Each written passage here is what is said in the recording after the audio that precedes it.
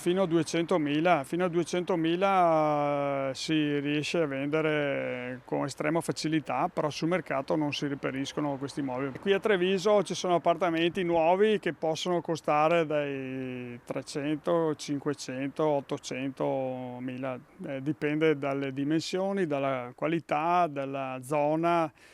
Più a ridosso delle città ovviamente più hanno un valore aggiunto. I mini appartamenti sono ormai scomparsi e gli immobili sotto i 200.000 euro sono rari.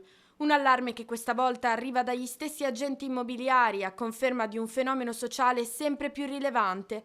Non solo a Treviso città, ma anche in provincia. Conegliano, Oderzo e Vittorio Veneto seguono a ruota. Il piano casa comunque del 2026 prevede delle soluzioni che secondo me aspettavamo da tanto tempo. Sarà forse una soluzione che questa, al momento però la difficoltà di reperire appartamenti in affitto è elevatissima. Un problema che colpisce soprattutto la fascia media. Oggi vivere a Treviso sembra essere un privilegio per pochi. Le istituzioni devono purtroppo cambiare loro qualcosa perché noi prendiamo atto che il mercato è questo, ma difficilmente potremo fare noi qualcosa.